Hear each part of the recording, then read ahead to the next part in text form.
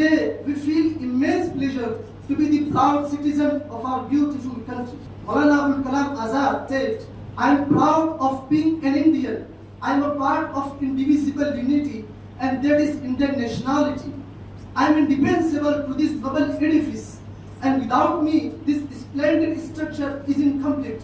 ये मरकजुल मारिफिल मुफन की वो किताब है कि जिसमें अहदिनों के हर सवाल का जवाब है। ये मरकजुल मारिफिल मुफन की वो किताब है कि जिसमें العالمين والعاقبة للمتقين وعلى آله وصحبه أجمعين أما بعد. Distinguished Honorable President of today's program, and all the guests, reverend judges, and all dear listeners. The day before yesterday, we have celebrated 75th Republic Day.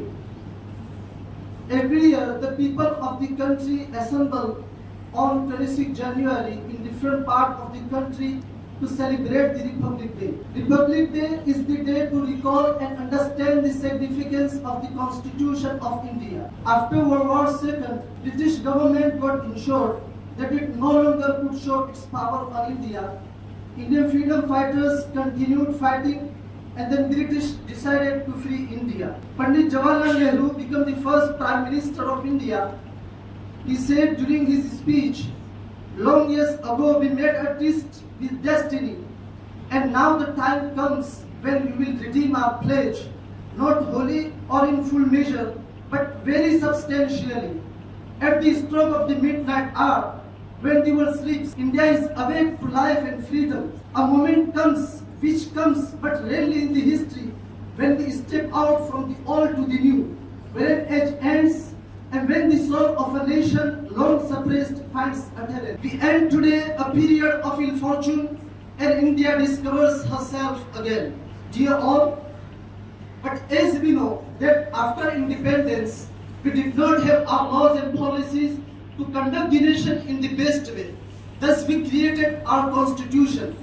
The Constitution of India is a paramount, serving as the nation's foundational legal document. It outlines the fundamental rights, directive principles, and structure of the governance.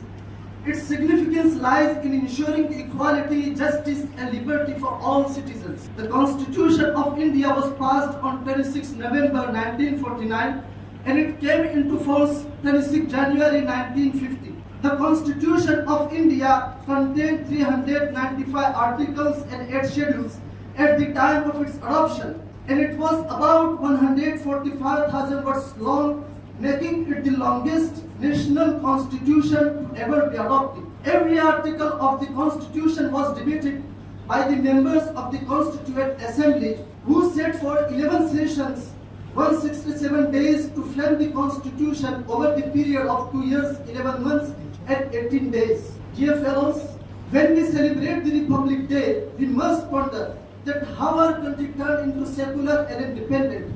What was the factor which lit the candle of the freedom? Who were the struggling fighters whose attempt changed the fate of our country?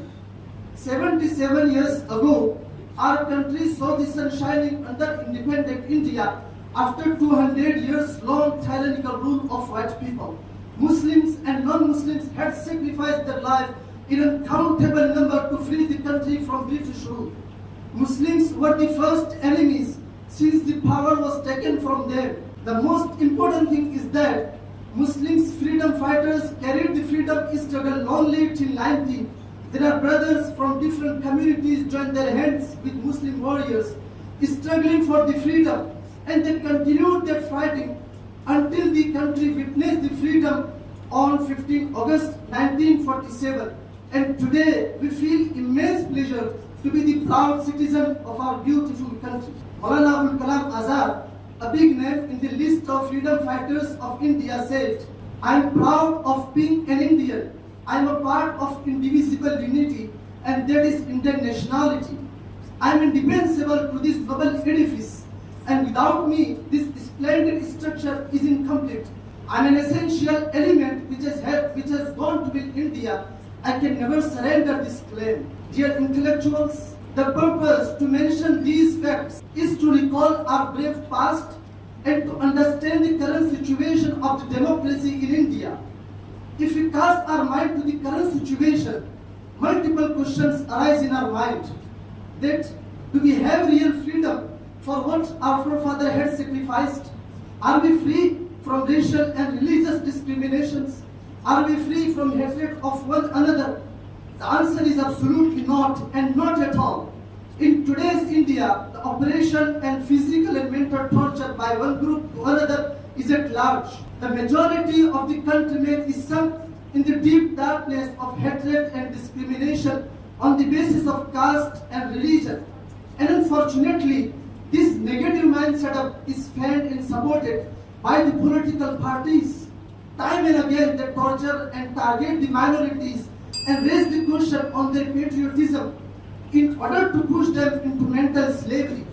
The democracy where the equality and justice are ensured to every citizen is at risk. It seems that the democracy is now being a memory in India.